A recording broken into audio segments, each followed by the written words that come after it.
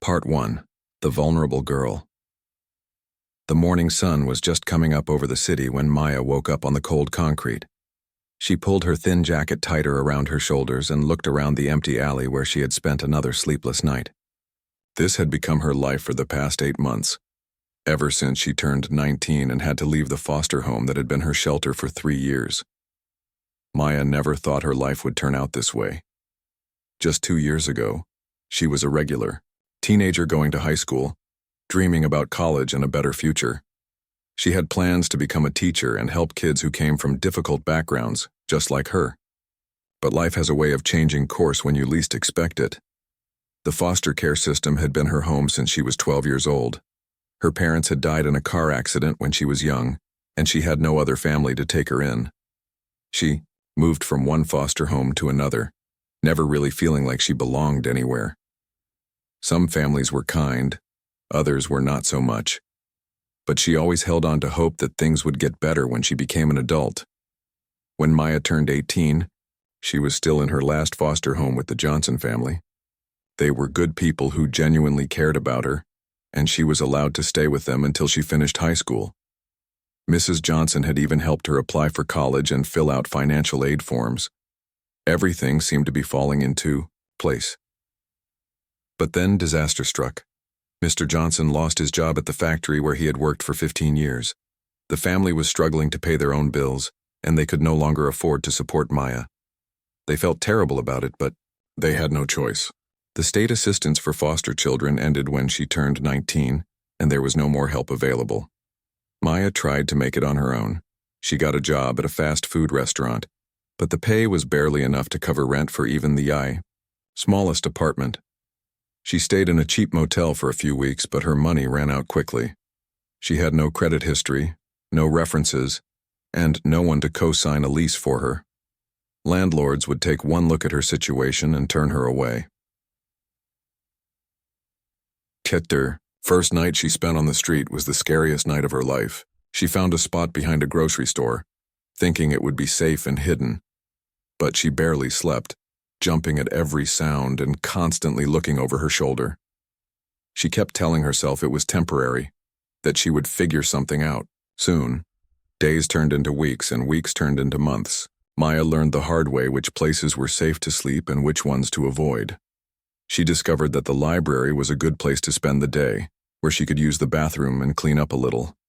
The staff there was kind and never bothered her as long as she was quiet and respectful. She still had her job at the restaurant, but it was difficult to maintain good hygiene and professional appearance when you're living on the streets. Her manager, Linda, was understanding at first. She even let Maya stay a little late sometimes to clean up in the employee bathroom. But as time went on, it became harder for Maya to keep up appearances. The other employees started to notice that something was wrong. Maya would sometimes fall asleep during her breaks because she hadn't slept well the night before. Her clothes, though clean, were starting to show wear from being washed in public restrooms. She was losing weight because she couldn't afford to buy enough food even with her employee discount. Maya tried to keep her situation secret from everyone. She was ashamed and embarrassed about being homeless. She had grown up believing that if you worked hard and did the right things, you would be okay. But here she was, working every day and still sleeping on the streets. She felt like she had failed somehow, even though none of this was really her fault. The downtown area where Maya spent most of her time was patrolled by several police officers. Most of them were decent people who understood that homelessness was a complex problem, without easy solutions. They would check on people living on the streets, make sure they were okay, and sometimes connect them with social services or shelters. But there was one officer who was different from the others. Officer Williams had been working the downtown, beat for several years, and over time his attitude toward homeless people had become cold and harsh. He saw them as nothing more than problems to be dealt with, nuisances that made his job more difficult and the neighborhood look bad. Williams was in his early 40s, a 15-year veteran of the police force. He had started his career with good intentions, wanting to help people and make his community safer. But years of dealing with the same problems over and over again had made him cynical and bitter. He had forgotten that behind every homeless person was a human being with a story, with hopes and dreams that had somehow been derailed. When Williams first encountered Maya, she was sitting outside a coffee shop, trying to stay warm on a particularly cold evening. He approached her with his usual stern demeanor and asked for her identification. Maya was polite and cooperative, showing him her ID and explaining that she was just trying to find a safe place to rest. At first, Williams treated her like he treated all the homeless people in his patrol area. He told her she couldn't stay there and needed to move along. Maya gathered her few belongings and found another spot a few blocks away. She thought that would be the end of it, but Williams started noticing Maya more often. Unlike many of the other homeless people in the area, who were older or struggled with addiction or mental health issues, Maya was young and clearly trying to maintain some dignity despite her circumstances. There was something about her vulnerability that caught his attention in a way that made her a target. Over the next few weeks, Williams began singling Maya out during his patrols. He would approach her more frequently than necessary, asking her the same questions over and over again. Where was she from? Why was she on the streets? What was she doing in his neighborhood? Maya answered politely each time, but she started to feel uncomfortable with the extra attention. Williams began making comments about Maya's appearance, noting that she was too pretty to be living on the streets. He would suggest that there were other ways she could improve her situation, making remarks that made her skin crawl. Maya tried to avoid the areas where she knew he patrolled, but downtown was where she worked and where the services she needed were located. The officer's behavior toward Maya gradually became more concerning. He would show up at her workplace during her shifts, claiming he was just checking on things, but making her nervous in front of her coworkers. He would find her sleeping spots and wake her up in the middle of the night, claiming he was doing welfare checks but really just harassing her. Maya felt trapped and scared. She had grown up being taught to respect and trust police officers, but Williams made her feel unsafe. She had nowhere else to go and no one to turn to for help. She couldn't afford to lose her job by causing trouble, and she was afraid that if she complained about a police officer, no one would believe her anyway. The harassment got worse as weeks passed.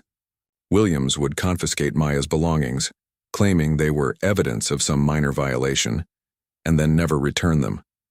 He would force her to move from place to place, never letting her get settled or comfortable anywhere. He seemed to enjoy having power over her, knowing that she had no way to fight back.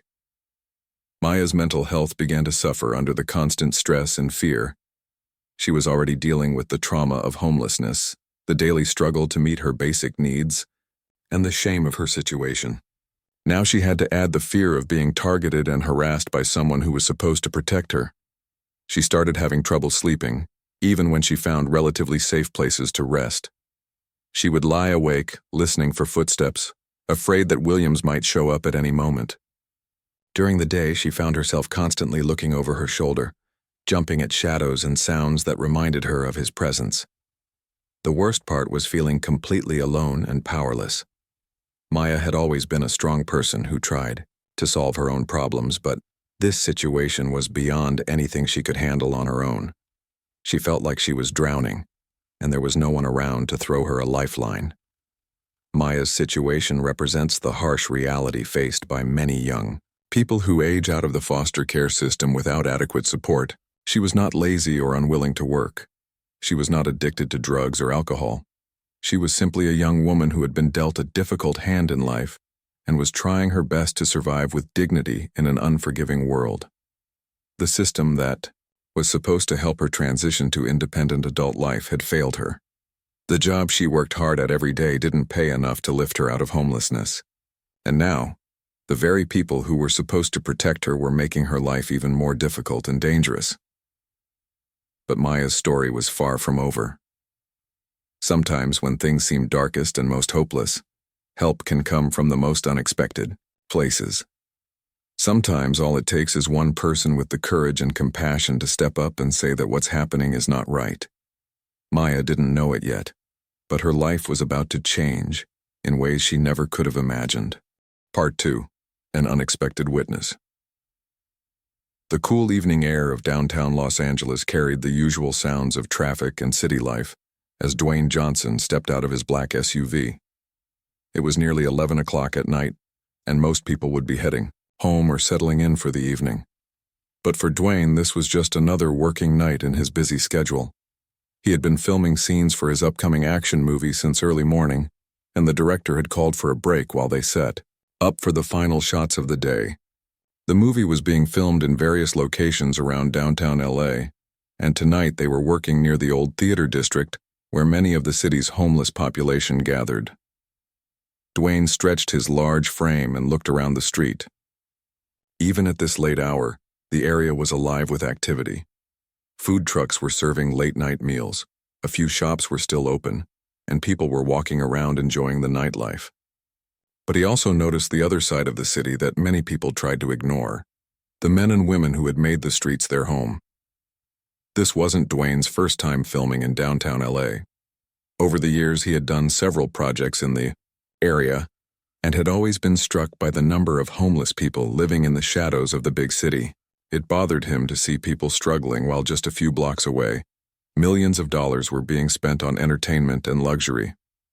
Growing up, Dwayne had known what it was like to struggle financially. His family had faced tough times when he was young, and there were periods when they weren't sure how they would pay rent or buy groceries. Those experiences had shaped him into someone who never forgot where he came from and always tried to help others when he could. The film crew was taking longer than expected to set up the next scene, so Dwayne decided to take a walk around the neighborhood. He often did this during breaks, finding that the fresh air and movement helped him clear his head and stay focused. His security team offered to come with him, but he preferred to walk alone when possible, finding it more peaceful and allowing him to really observe his surroundings. As he walked down the quiet side streets, Dwayne couldn't help but notice the small camps and makeshift shelters that had been set up in doorways and alleys. He saw people bundled up in sleeping bags and blankets trying to stay warm against the cool night air. Some were alone, others were in small groups, looking out for each other in whatever way they could. Dwayne had always believed that every person deserved to be treated with dignity and respect, regardless of their circumstances. He had seen, too, many people look right through homeless individuals as if they weren't even there. But he made a point of acknowledging people with a nod or a simple, "good evening," when he passed by. About 10 minutes into his walk, Dwayne turned down a narrow alley that ran behind several old buildings. The alley was dimly lit by a single streetlight, creating long shadows that danced across the brick walls. He was planning to circle back toward the film set when he heard voices coming from deeper in the alley. At first, he thought it might be some of the local residents having a conversation, but something about the tone of the voices made him pause. One voice was loud and aggressive, clearly male. The other voice was much quieter, almost whispered, and sounded scared. Dwayne's instincts told him something wasn't right. He moved closer, staying in the shadows so he could see what was happening without being noticed. What he saw made his blood run cold. A police officer was standing very close to a young woman who was pressed against the brick wall of the building. The officer was speaking in a threatening tone, and the woman looked terrified. Dwayne had worked with law enforcement many times during his career, both for movie roles and in real life. He knew what normal police interactions looked like, and this wasn't it. The officer's body language was aggressive and intimidating, and the young woman clearly wasn't there by choice. The woman appeared to be very young, probably not much older than Dwayne's own daughter. She was thin and looked like she hadn't had a good meal in weeks. Her clothes were clean but worn, and she was clutching a small backpack against her chest like it contained everything she owned in the world. Dwayne watched as the officer reached out and grabbed the woman's arm, pulling her away from the wall. She tried to pull back, shaking her head and saying something that Dwayne couldn't quite hear. But her fear was obvious even from a distance. This was clearly not a routine police encounter. Everything in Dwayne's being told him he needed to act. His father had always taught him that when you see someone being mistreated, especially someone who can't defend themselves, you have a responsibility to step in. It didn't matter if it was convenient or safe. It was simply the right thing to do, but Dwayne also knew he had to be smart about how he approached the situation. He was a large, imposing man, and if he came charging into the scene, it might escalate things and put the young woman in even more danger. He needed to be calm and strategic in his approach. He pulled out his phone and started recording, making sure to capture what was happening in the alley. He knew that having evidence would be important if this situation was what it appeared to be. The officer was now speaking more loudly, and Dwayne could make out some of the words. They were not the kind of words a professional police officer should be using with a member of the public. Dwayne took a deep breath and stepped forward into the light. His heart was pounding, but his voice was steady and calm as he called out, "Excuse me, is everything all right here?" The effect was immediate and dramatic. The police officer spun around, clearly startled by the interruption. His hand instinctively moved toward his weapon, but he stopped when he saw who was approaching. Even in the dim light of the alley, Officer Williams recognized the famous face walking toward him. "Mr. Johnson," Williams said, his voice suddenly changing from aggressive to surprised. "What are you doing here?" Dwayne kept walking forward until he was close enough to clearly see both the officer and the young woman. Up close, the situation looked even worse than it had from a distance. The woman's eyes were wide with fear and she had tears streaming down her face. Her whole body was shaking, and she looked like she might collapse at any moment. "I was just taking a walk and heard voices," Dwayne said, keeping his tone friendly but firm. "I wanted to make sure everyone was okay." He looked directly at the young woman and asked, "Are you all right, miss?" Maya looked up at the tall, kind-faced man who had suddenly appeared in the alley like some kind of guardian angel. She recognized him immediately. Everyone knew who Dwayne Johnson was. But she was so scared and confused that she couldn't even speak. She just stood there, trembling, and trying to figure out if this was really happening or if she was dreaming. "Officer," Williams quickly tried to take control of the situation. "Everything's fine here, Mr. Johnson. This is just routine police business. I'm dealing with a vagrant who was causing problems in the area." But Dwayne had been watching the interaction for several minutes before he revealed himself, and he knew what he had seen. This was not routine police business. This was something much darker and more troubling. "Really?" Dwayne said, his voice still calm but with a slight edge to it. "Because from where I was standing it looked like this young lady was in distress." Williams shifted uncomfortably, clearly not expecting to have his actions questioned by anyone, let alone by a celebrity who could bring unwanted attention to the situation. "Look, Mr. Johnson, I appreciate your concern, but this is police business. I'm going to need you to move along and let me do my job." But Dwayne wasn't moving anywhere. He had seen enough to know that something very wrong was happening here, and he wasn't about to walk away and leave this young woman alone with an officer who was clearly abusing his power. "I'm not going anywhere until I understand what's happening here," Dwayne said firmly. His voice carried the kind of authority that came from years of leadership roles and real-life experience dealing with difficult situations. The young woman was still pressed against the wall, looking back and forth between the two men like she was watching a tennis match. She couldn't believe that someone had actually stopped to help her. For months, she had felt invisible and powerless, like no one in the world cared what happened to her. And now here was one of the most famous people in the world, standing up for her against a corrupt police officer. Dwayne could see the fear in her eyes, but he could also see something else, a flicker of hope. He realized that his presence had changed the entire dynamic of the situation. Officer Williams could no longer act with impunity because there was now a witness, and not just any witness, but someone with influence and resources. "What's your name?" Dwayne asked the young woman gently. "Maya," she whispered, her voice barely audible. "It's nice to meet you, Maya," Dwayne said with a warm smile. "Can you tell me what was happening here before I arrived?" Williams immediately stepped forward. "She doesn't need to tell you anything. This is a police matter, and I'm ordering you to leave the scene immediately." But Dwayne had spent years dealing with bullies and people who tried to use intimidation to get their way. He wasn't impressed by Williams' attempts to assert authority through threats and bluster. "Actually, officer," Dwayne said, "I think Maya can speak for herself. This is America, and she has the right to talk to whoever she wants to talk to." For the first time in months, Maya felt like someone was treating her like a human being with rights and dignity. The contrast between Officer Williams' threatening behavior and Dwayne's respectful approach was striking. She realized that maybe, just maybe, Someone was finally going to listen to her story. Part 3. Standing up for what's right. The tension in the alley was thick enough to cut with a knife. Maya stood between two men who represented completely different approaches to power and authority.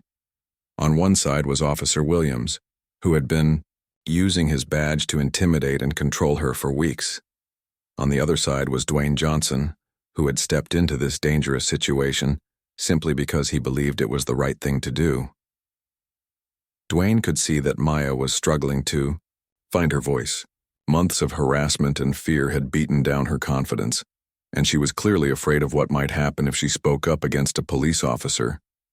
But he also sensed that she wanted to tell her story, that she was tired of being treated like she didn't matter. "Take your time, Maya," Dwayne said gently. "No one's going to hurt you while I'm here." Officer Williams was getting more agitated by the minute. He had been caught in a compromising situation by someone who couldn't be easily intimidated or silenced. His usual tactics of threats and authority weren't working, and he was starting to panic. "Mr. Johnson, I'm warning you for the last time," Williams said, his voice rising. "This is official police business, and you are interfering with a lawful investigation.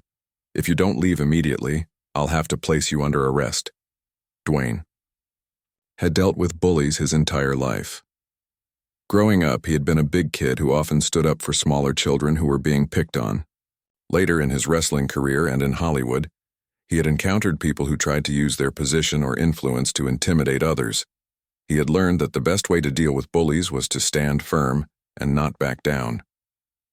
"Officer Williams," Dwayne said, reading the name badge on the man's uniform. "I'm not interfering with anything. I'm simply talking to a young woman who appears to be in distress. That's not against the law, is it?" Maya watched this exchange with growing amazement. No one had ever stood up for her like this before. Throughout her time in foster care and her months on the streets, she had learned to expect that authority. Figures would have all the power and that her voice wouldn't matter. But here was someone famous and important, treating her like her feelings and safety actually mattered. Williams was caught in a difficult position. He knew that arresting Dwayne Johnson would bring enormous attention to this situation, attention that he definitely didn't want. But he also couldn't afford to have his behavior questioned or investigated. He had been getting away with his abuse of power for months because his victims were people that society often ignored or dismissed. "Look," Williams said, trying a different approach. "Maybe we got off on the wrong foot here. This girl is known to the department. She's been causing problems in the area, and I was just trying to help her understand that she needs to find somewhere else to go." Dwayne looked at Maya, who was shaking her head slightly. Her eyes were wide with fear, but there was also anger there. She was tired of being lied about and having her character attacked by someone who was supposed to protect and serve. "Is that true, Maya?" Dwayne asked. "Have you been causing problems?" Maya found her voice for the first time in the conversation. "No," she said quietly. "I work at the restaurant down the street. I just try to find safe places to sleep at night. I don't bother anyone." "She's lying," Williams said quickly. "These people always lie. They'll say anything to get sympathy and avoid taking responsibility for their actions." But Dwayne had been watching Maya carefully during this entire interaction.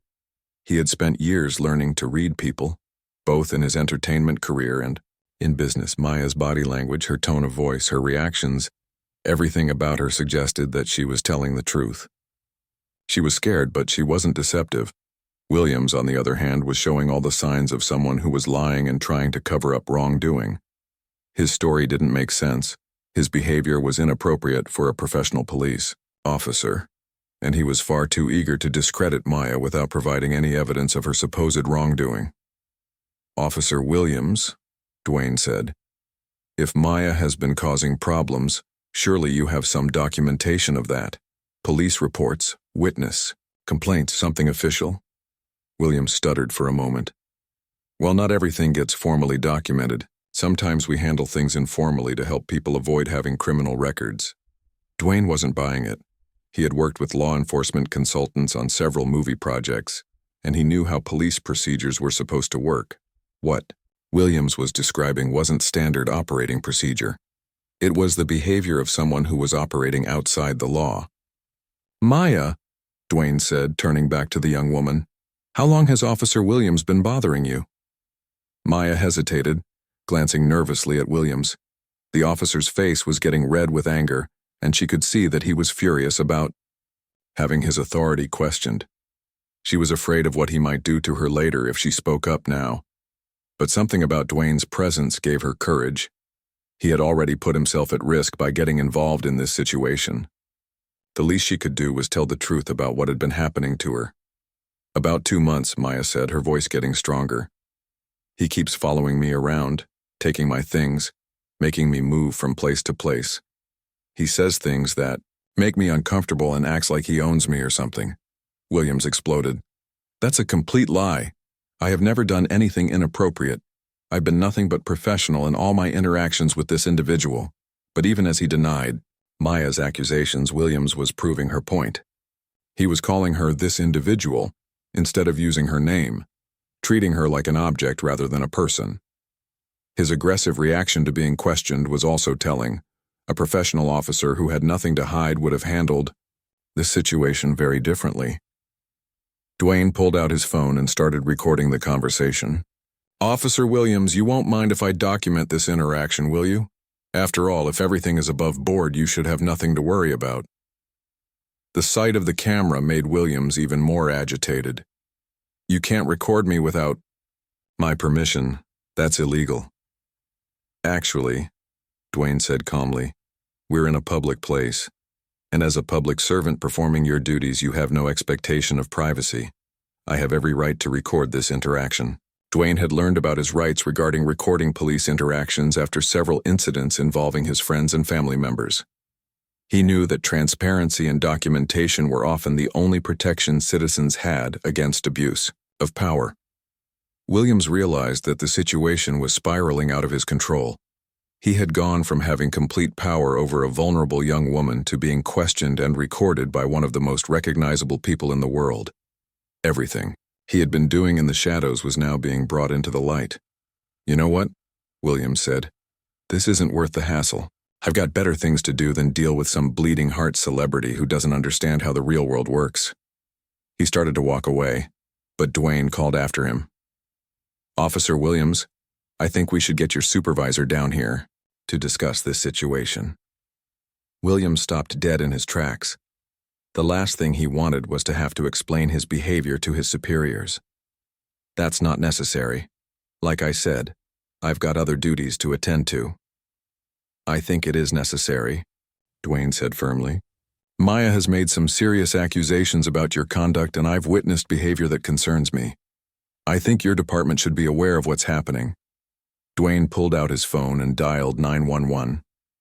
Maya watched in amazement as one of the biggest movie stars in the world called the police to report police misconduct. She had never imagined that someone would take her situation this seriously. Yes, I'd like to report a situation involving possible police misconduct, Dwayne said into the phone. I'm downtown near 5th and Main, and I need a supervisor to respond to the scene. The dispatcher recognized Dwayne's voice immediately and assured him that a supervisor would be dispatched right away. William stood frozen in the alley, realizing that he couldn't leave without making himself look even more guilty. While they waited for backup to arrive, Dwayne turned his attention back to Maya. Are you okay? Do you need medical attention or anything? Maya shook her head. I'm okay. I just can't believe this is happening. No one has ever listened to me before. Everyone deserves to be listened to, Dwayne said. Everyone deserves to be treated with respect, regardless of their circumstances. Williams was pacing back and forth in the alley, clearly trying to figure out how to minimize the damage to his career and reputation. He kept muttering under his breath about celebrities who didn't understand police work and homeless people, who caused nothing but trouble. Officer Williams, Dwayne said, you might want to use this time to think carefully about how you're going to explain your actions to your supervisor. About 10 minutes later, they heard the sound of approaching sirens. 2 police cars pulled up at the entrance to the alley and 3 officers got out. One of them was clearly a supervisor, wearing sergeant's stripes on his uniform. Sergeant Rodriguez was a 20-year veteran of the force who had earned a reputation for fairness and integrity. He had heard the unusual dispatch call about a celebrity reporting police misconduct. and he wanted to handle this situation carefully and professionally. "Mr. Johnson," Sergeant Rodriguez said as he approached the group. "I'm Sergeant Rodriguez. I understand you wanted to speak with a supervisor?" "Yes. Thank you for coming so quickly," Dwayne said. "I witnessed what I believe to be inappropriate conduct by Officer Williams toward this young woman, Maya." Sergeant Rodriguez looked around the scene, taking in the body language of everyone involved. Williams looked nervous and angry. Maya looked scared but hopeful, and Dwayne appeared calm but determined. "Can you tell me what you observed, Mr. Johnson?" Dwayne described what he had seen when he first came upon the scene, Williams cornering Maya against the wall, speaking to her in a threatening manner and grabbing her arm. He also shared what Maya had told him about months of harassment and intimidation. "These are serious allegations," Sergeant Rodriguez said. "Officer Williams, what's your response to these claims?" Williams tried to maintain his composure, but he was clearly rattled. "Sergeant, this is all a misunderstanding. I was conducting a routine check on a known vagrant who has been causing problems in the area. Mr. Johnson misinterpreted what he saw." "Maya," Sergeant Rodriguez said, turning to the young woman, "would you like to tell me your side of the story?" For the first time in months, Maya felt like she had a real chance to be heard by someone in authority who might actually care about what happened to her. With Dwayne's encouraging presence beside her, she found the courage to tell her story. She described the months of harassment, the inappropriate comments, the confiscation of her belongings, and the constant fear she had been living with. As she spoke, Sergeant Rodriguez took careful notes, asking follow-up questions and treating her testimony with the seriousness it deserved. Williams tried to interrupt several times, but Sergeant Rodriguez firmly told him to remain quiet until Maya had finished speaking. The respect and dignity with which the supervisor treated Maya was a stark contrast to Williams' behavior. Part 4. Justice and New Beginnings. After Maya finished telling her story, the alley fell silent except for the distant sounds of city traffic. Sergeant Rodriguez had listened carefully to every word, taking detailed notes and asking thoughtful questions. His professional demeanor made it clear that he was taking the situation seriously. "Officer Williams," Sergeant Rodriguez said, turning to face his subordinate, "these are very serious allegations. Do you have anything to say in response to what Ms. Maya has told us?" Williams was sweating now despite the cool evening air. He had been caught completely off guard by this situation, and his usual tactics weren't working. He couldn't intimidate his way out of this problem, and he couldn't simply dismiss Maya's testimony when she had such a powerful witness supporting her. "Sergeant, this is all a big misunderstanding," Williams said, his voice shaking slightly. "I've always conducted myself professionally. This girl is just trying to cause trouble because I've had to move her along a few times." But Sergeant Rodriguez had been a police officer long enough to recognize the signs of someone who was lying. Williams's story kept changing. His body language was defensive, and his explanations didn't match the evidence that was right in front of them. "Mr. Johnson," Sergeant Rodriguez said, "you mentioned that you witnessed the interaction between Officer Williams and Ms. Maya. Can you describe exactly what you saw?" Dwayne nodded and gave a clear, detailed account of what he had observed. He described Williams' aggressive posture, the way he had grabbed Maya's arm, and the threatening tone of voice he had used. He also showed Sergeant Rodriguez the video he had recorded on his phone. As they watched the video, it became clear that Williams' behavior was completely inappropriate for a professional police officer. The recording showed him becoming increasingly agitated and making statements that no trained officer should ever make to a member of the public. "Officer Williams," Sergeant Rodriguez said after reviewing the evidence, "I'm placing you on administrative suspension pending a full investigation into these allegations. You need to turn in your badge and weapon immediately." Williams's face went pale. He had never imagined that his abuse of power would catch up with him like this. For months, he had been targeting vulnerable people who he thought would never be able to fight back or be believed if they tried to report him. "This is ridiculous," Williams protested. "You're going to take the word of some homeless girl and a celebrity over a 15-year veteran of the force?" Sergeant Rodriguez's expression hardened. "Officer Williams, I'm taking the word of a citizen who has made credible allegations, supported by video evidence and witnessed by a reliable observer. Your years of service don't give you the right to abuse your authority. Williams reluctantly handed over his badge and service weapon. As he did, he glared at Maya with a look of pure hatred. Even in defeat, he couldn't accept responsibility for his actions or show any remorse for the harm he had caused. "This isn't over," Williams muttered as he walked away. "Actually, it is," Dwayne said firmly. "Your days of bullying vulnerable people are done." After Williams left, Sergeant Rodriguez turned his attention back to Maya. "Ms. Maya, I want you to know that the department takes these allegations very seriously. There will be a full investigation, and if the evidence supports your claims, Officer Williams will face appropriate consequences." Maya nodded, still hardly believing that someone in authority was actually listening to her and treating her with respect. "What happens now?" she asked. "Well, first I'd like you to come to the station tomorrow to give a formal statement," Sergeant Rodriguez said. "We'll also want to document any evidence you might have of Officer Williams' previous interactions with you." "I don't have much," Maya said sadly.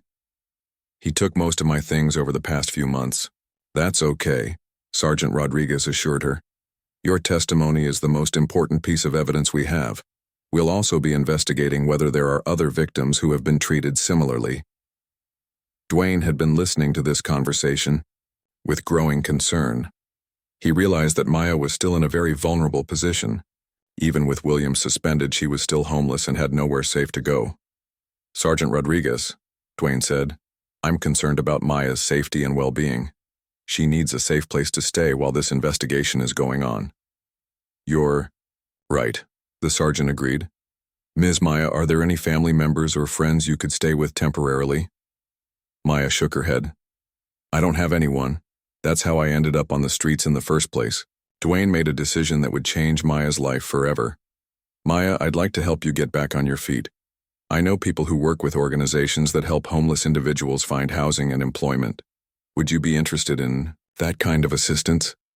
Maya's eyes filled with tears, but this time they were tears of hope rather than fear. "You would really do that for me? But why? You don't even know me." "Because everyone deserves a chance," Dwayne said simply. "You're clearly a strong, intelligent young woman who has been dealt a difficult hand in life. With the right support, I believe you can build a better future for yourself." Sergeant Rodriguez was impressed by Dwayne's offer to help. "That's very generous of you, Mr. Johnson. Maya, you should consider accepting his assistance. Not many people get an opportunity like this." Maya nodded eagerly. "Yes, please. I want to get my life back on track. I want to go to school and have a real job and a place of my own." Over the next few days, Dwayne made good on his promise to help Maya.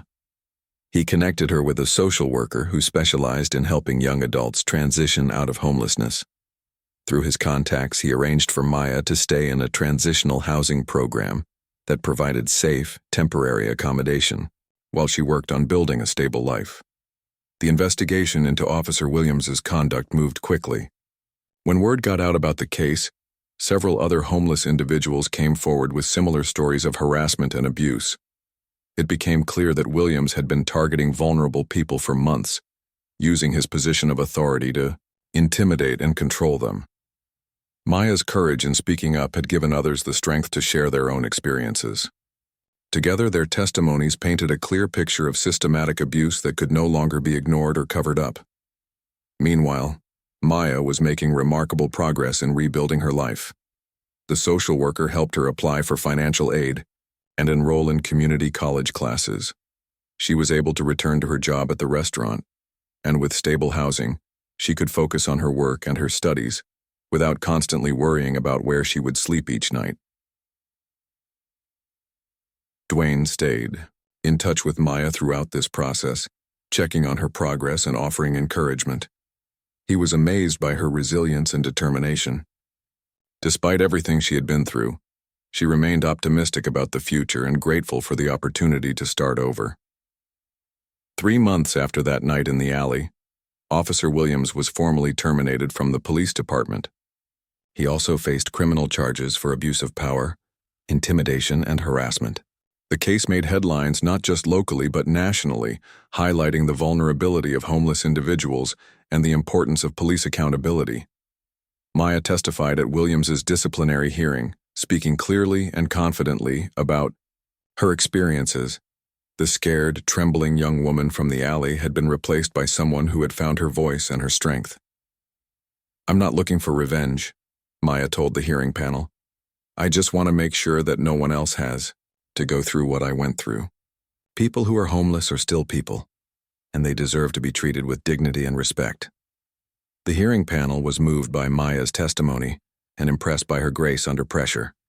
Their decision to terminate Williams and recommend criminal prosecution sent a clear message that abuse of power would not be tolerated. 6 months later, Maya had her own small apartment and was doing well in her college classes. She had discovered a passion for social work and was planning to specialize in helping young people who had aged out of the foster care system. "I want to be the person I needed when I was going through the worst time in my life," Maya explained to Dwayne during one of their regular check-in conversations. "I want to make sure that other kids don't fall through the cracks like I did." Dwayne was incredibly proud of Maya's progress and her desire to help others. He had started a foundation that provided resources and support for young adults transitioning out of foster care, and he asked Maya to help design the programs. "You understand this issue better than anyone," Dwayne told her. "Your experiences, as difficult as they were, give you insights that can help us create better support systems for other young people." Maya eagerly accepted the opportunity to work with Dwayne's foundation. She helped create programs that provided not just housing and financial assistance, but also mentorship and emotional support for young adults who were trying to build independent lives. The foundation also worked with law enforcement agencies to provide training on how to interact appropriately with homeless individuals and other vulnerable populations. Maya often spoke at these training sessions, sharing her story and helping officers understand the human impact of their actions. "Every person you encounter on the street has a story," Maya would tell the officers. "They might be someone's child, someone's sibling, someone who just needs a helping hand to get back on their feet. How you treat them could make the difference between hope and despair." A year after that night in the alley, Maya was thriving in ways she had never imagined possible. She was maintaining good grades in college, working part-time with Dwayne's foundation, and had even started dating a fellow student who shared her passion for social justice. She had also reconnected with her former foster family, the Johnsons, who were amazed and proud of how far she had come. They had struggled with guilt about having to ask Maya to leave, but they were thrilled to see that she had not only survived, but was now helping others in similar situations. Dwayne continued to be a presence in Maya's life, not as a savior, but as a friend and mentor. He had learned as much from her as she had from him, gaining a deeper understanding of the challenges faced by vulnerable young people and the importance of using his platform to advocate for social change. "You saved my life that night," Maya told Dwayne during a foundation event where she was being honored for her work with homeless youth. "No," Dwayne replied with a smile. "You saved your own life. I just happened to be there at the right moment. Your courage and determination are what got you to where you are today." The story of that night in the alley had become something of a legend, shared widely on social media and in news articles. But for Maya and Dwayne, it wasn't about the fame or attention. It was about the importance of standing up for what's right and believing that everyone deserves a chance at a better life. Maya's story serves as a reminder that sometimes the most vulnerable members of our society are just one helping hand away from turning their lives around.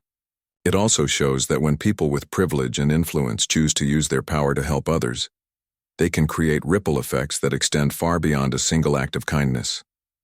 Today, Maya continues her work advocating for homeless youth and young adults aging out of foster care. She has spoken at conferences, testified before legislative committees, and helped shape policies that provide better support for vulnerable young people. Officer Williams served 6 months in jail and was permanently barred from working in law enforcement. His case became a textbook example of how abuse of power can be addressed when victims find the courage to speak up and when those with influence choose to listen and act. The partnership between Maya and Dwayne's foundation has helped hundreds of young people transition successfully from homelessness to independent living. Their programs have been replicated in cities across the country, creating a network of support for some of society's most vulnerable individuals. But perhaps most importantly, Maya's story has inspired others to believe that no matter how dark things might seem, there is always hope for a better tomorrow. Her journey from a scared, homeless teenager to a confident advocate and leader proves that with the right support and opportunities, anyone can overcome even the most difficult circumstances and build a meaningful, successful life.